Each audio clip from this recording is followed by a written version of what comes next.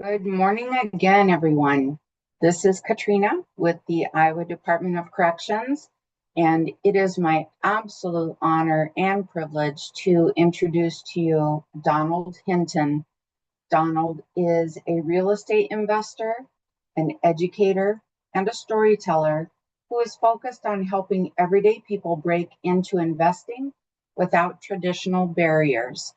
I will also say that Donald is a published author.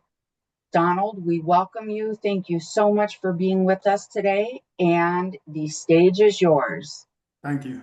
Thank you for having me come in and speak to your the whole organization. I'm just going to be here to tell my story. First off, I want to say God get the glory, but I tell the story. And I want to start off with a story that I love. It's called The Scorpion and the Frog. So it was a nice, beautiful day, and it was a scorpion sitting on a riverbank, and up jumps a frog. The scorpion sees that the frog is about to go across the river. So the scorpion asks the frog, "Hey, Mr. Frog, I see that you're about to cross the river.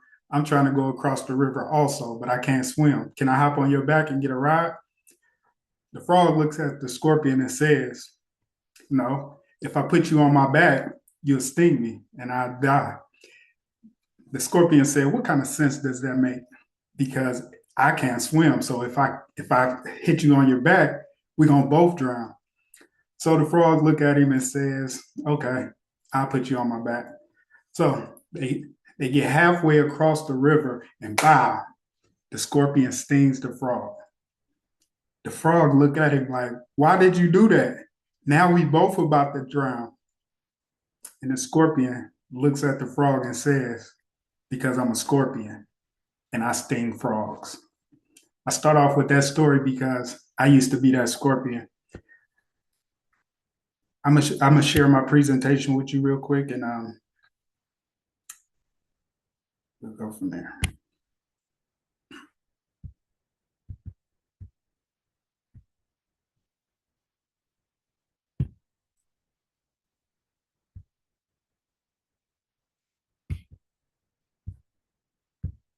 So my name is Donald Hinton.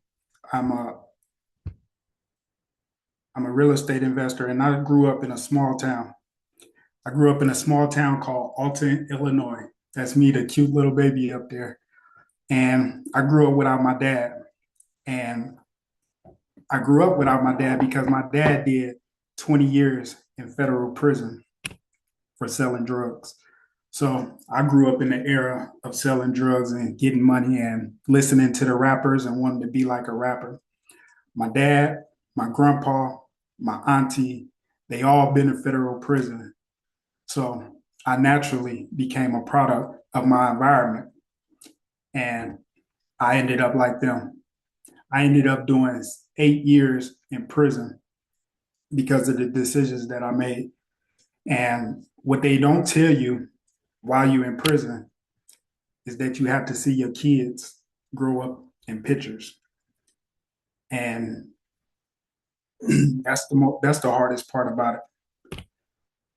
But what really changed me was when my son came to visit me in the exact same prison that I visited my dad at. This right here, this is Oxford, Wisconsin, and this is the day that changed my life. I went back to my cell that night. I broke down and I cried, but I didn't cry because I had 5 more years to do. No, the reason I cried was because if I didn't change, my son would be in this exact same prison. All right.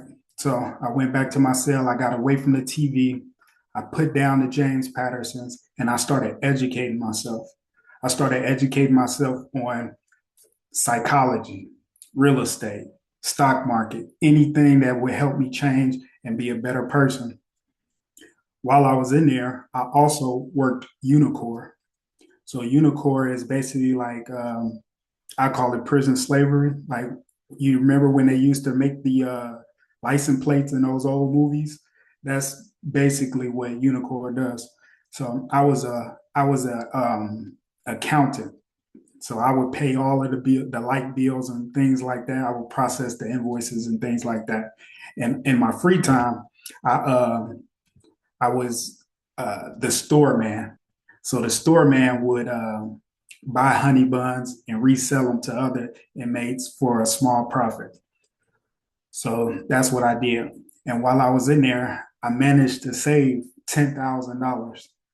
And with that $10,000, I knew that I could not go back to the same environment that made me. So I ended up going to Davenport, Iowa. I didn't have friends there. I didn't have family there. It was just me, $10,000, and the acquired knowledge that I had while I was in there. So I got dropped off in a city where I didn't know a soul. And only person I knew was my landlord. And I asked my landlord, hey, do you have a property you want to sell? So he ended up selling me a duplex on contract. So I lived in one unit and I had a tenant that lived in the other unit that paid most of the mortgage. So coming out of prison, housing is the biggest obstacle that most of the guys have, right? So by the knowledge that I acquired, I ended up bypassing that obstacle just by simply house hacking is what we call it. So then I ended up saving my money and I ended up buying another one. And then I bought another one. And then it almost went downhill from there. I ended up catching a DUI because I was out, I was doing what I was supposed to do. And one night I decided that I wanted to go celebrate. So it was by the grace of God, I only got 30 days in jail. And I didn't go back to prison for it. But that was an eye opener because I was changing, but I didn't change all the way. You can't have one foot in and one foot out, doing good and then also doing dirt. It don't work like that. So while I was in there for that 30 days, I ended up turning lemons into lemonade and I wrote a book. I wrote a book called From Prison to Properties. And in this book, I just simply put all of the information that I had learned. What is an asset? What is a liability? How do you find houses and things like that?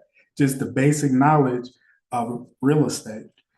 So after that, well, now I own 19 units. So with the book, it's basic financial education, but it won't show you how to get the 19 units. I don't advise anybody to do that because I got a lot of gray hairs because of it now. But now I take this book and I go all across the country inside of different institutions and I give them the knowledge. All right. So this is me, Kentucky, Iowa, Tennessee, Texas, Mississippi, just going in and showing these guys that it's a different way. Most of the time, most of the guys that's doing the things and then going back to jail for the same thing, it's because they don't know nothing else. So what if we ended up teaching them a different route? I wish somebody would have taught me a different route. Like if my dad would have been a doctor, I would have probably wanted to grow up to be a doctor. Or if he was a lawyer, I would have wanted to grow up to be a lawyer. But I just did what I seen him do. So now I go to juvenile centers, all types of institutions, high schools and things like that, and just show them a different route. And with that duplex that I bought in the beginning of the story, I ended up turning that into a group home, shared living. So now when the guys come home from prison, they'll have a bed to go to. That's my main passion right now, just getting these guys the information and possibly getting them a bed. So with the 19 units that I have, I essentially want to consolidate those and make more group homes for these guys. It's just that those houses that I have, they all like 2 bedrooms and things like that. And I know that it wouldn't be a good idea to put guys in there like that. So I want to get bigger houses for these guys. Um,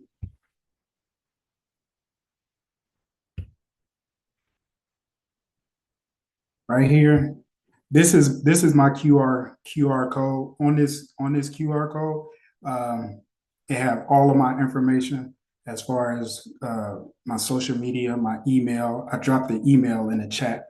But back to the storytelling, is there anybody here that does gardening? So if you put a seed on a table, what happens to the seed? It don't grow. So you have to get it in the right environment for it to grow, right? But if you put it in the shade, it still won't grow as big as it's supposed to. So not only is the right environment needed, but also the right area is needed. So that was me. I was the seed. I changed my environment and I started to grow. But then I was in the shade. So I didn't grow as big as I wanted to. But now that I got out of the shade, that was how I was able to bloom like I am now. And it's this tree. It's called the Chinese bamboo tree. So the Chinese bamboo tree, you plant the seed, you weed it, you water it, and you take care of it. But for 5 years, that seed doesn't show any progress. And then after the 5 years, when it finally sprouts, it shoot up 90 feet in like 90 days. And the reason it grows so fast is because all of that time it was building roots that would help hold this gigantic tree.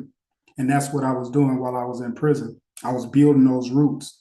So 4 months after I got out of prison, I bought a property, but a lot of people didn't see all of the things that I was doing while in prison to be able to grow that big that fast.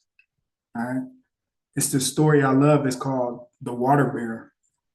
And it goes like this. It was a water bear, and he had two pots. And every day he would go down to the lake and he would get water. But one of the pots had cracks in it. So every day when he got back home, the cracked pot was empty. And the cracked pot said to the water bear, "Hey, I know you go down here and get this water every day.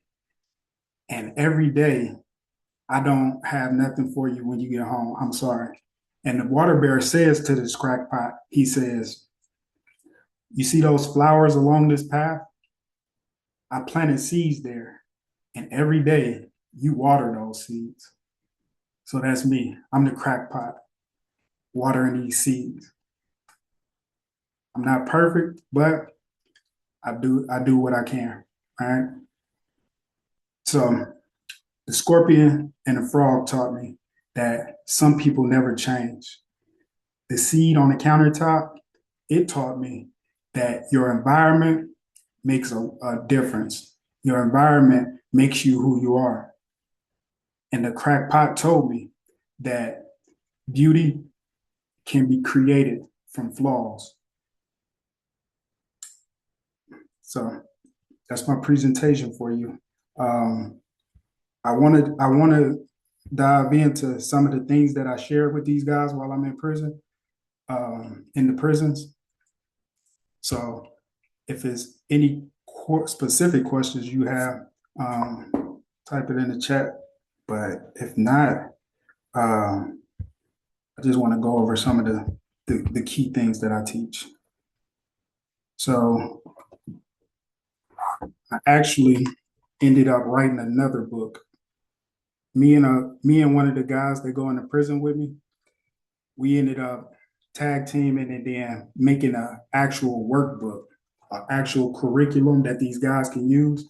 So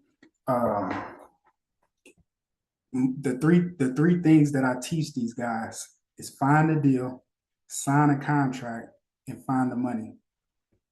Those are the 3 steps. It may seem hard. It may seem like impossible for some of these guys, but it's possible. Find the deal. What does that mean? Finding the deal, it simply means you you talk to people. I talked to my landlord, and uh, he ended up having a property for me. Most of the guys don't find a deal because they don't go out and look for it. They don't ask 100 people to buy that property. So finding the deal, that's the first step in the real estate journey. Signing a contract. It's different kind of contracts. So I know a lot of people on here like, how did you buy it 4 months out? You didn't have the job history, you didn't have the credit, but it's something called seller financing. And with seller financing, it's all about you. Like it's all about the property. Like the person that owns the property can sell it to you and he becomes the bank. So my landlord, he was the bank. I gave him the $10,000 that I saved while I was in prison, and he let me make payments directly to him until I got enough job history. You need 2 years on your job, and then a 580, 640 credit score. So until I got all of that stuff, he gave me 3 years to pay him off. So that's the contract part, but it's different kind of contracts. That's a lease with an option contract, and then you have a purchase agreement. You have wholesaling. It's so many different kind of contracts that you can use to get in the game of real estate, and then finding the money. A lot of people think that money is the hardest part. Like I don't have the money to get into real estate. I don't have the money to get into real estate. But the money is the least important part. I own 19 units. I bought 11 of them at a time. That's how I scaled so quick. I bought a whole portfolio, but I didn't use none of my own money. So the money is not the important part. Finding a good deal is the most important part. So if you have a good enough deal, you can find investors, hard money. You can get lines of credit, anything, if it's a good enough deal. So those is the things that I go over inside of the curriculum and inside of the book.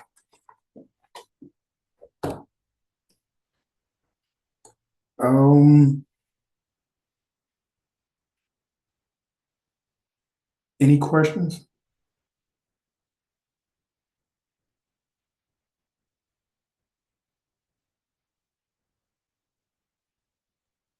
I'm not seeing any specific questions, Donald, but Okay. you are receiving a whole lot of love. I see. Mm. Yeah, thank y'all for all of that, and thank you for what you do because all of y'all doing important work. Also, some of these guys like the behavioral health. Some of these guys they need that. Some of these guys they need like housing. Housing is the biggest issue, and that's why I wanted to tackle it because when these guys come home, they don't have anywhere to go. So, I'm located in Davenport.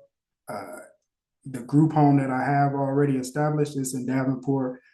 Some of my properties is in Rock Island, Illinois, so the whole Quad Cities. But the mission is to get more of these up and going. I just need to find the funding to do it. I know a lot of organizations on here have the funding, so if anybody want to partner and take it to the next level, we can do that also.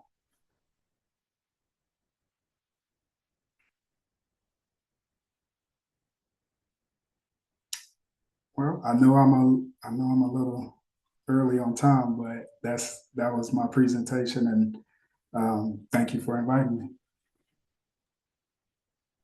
Yeah, I go all over the country inside of institutions speaking to these guys.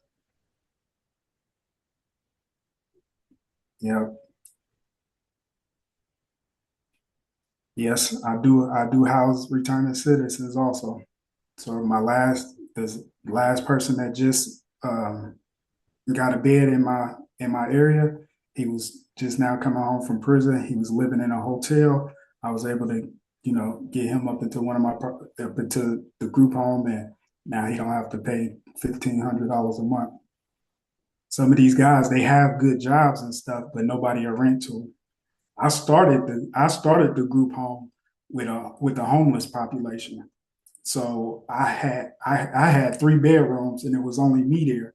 And a lady reached out to me on Facebook saying her son was homeless. He have a job. He just it was wintertime also. She wanted to get him out of the parks at night. So that was how I started it. I knew it was a great business model, so I just ended up scaling it, and that's what I'm about to work on. Thank you, Donald. There are a couple questions. Jenny lives in Cedar Rapids and has someone transitioning out of a residential treatment center who will be relocating to Davenport in July. She's wondering if she can email you to help him connect with housing. Yes, you can. I dropped the email in the chat, and I don't know if you got the QR code, but yeah, you could All right. definitely reach out. All right. Thank you. And another question, how about sex offenders? They struggle the most with finding housing. Yeah, this particular group home that I got right now, it is not in the red zone. So yeah, I would take sex offenders there. All right. And again, Donald put his contact information in the chat. And then I also put in a link of who is Donald Hinton. And again, Donald, I am not seeing any other specific questions. Okay. If you all have questions for Donald, he did include his contact information. Donald, thank you, thank you, thank you, thank you, thank you for being with us today. Thank you for inviting me. Absolutely. We appreciate the work that you do. Your story is amazing. Your life is amazing. On some of the days where things get a little rough, I often think of you and send good vibes and gratitude to you through the universe. So thank you very much. And one last question. Okay, you got it for your books. Yeah, the books, they are on Amazon, or if you reach out to me, I can send you a signed copy. This this Very good. this QR code right here. This is a link to the books, to my social media, to my email, my phone number, and everything. Beautiful. Well, sir, we again thank you for spending time with us and for sharing with us and for the work that you do. Much, much appreciated, and you add so much value. Thank you. One more question. Do you offer your course virtually? I do. All right. So Sarah, get in touch with Donald.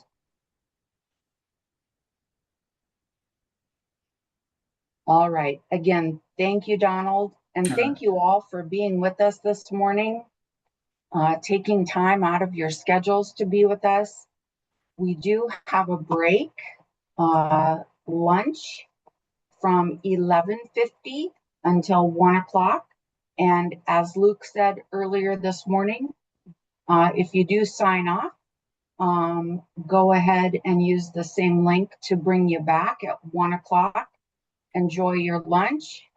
And thank you all so much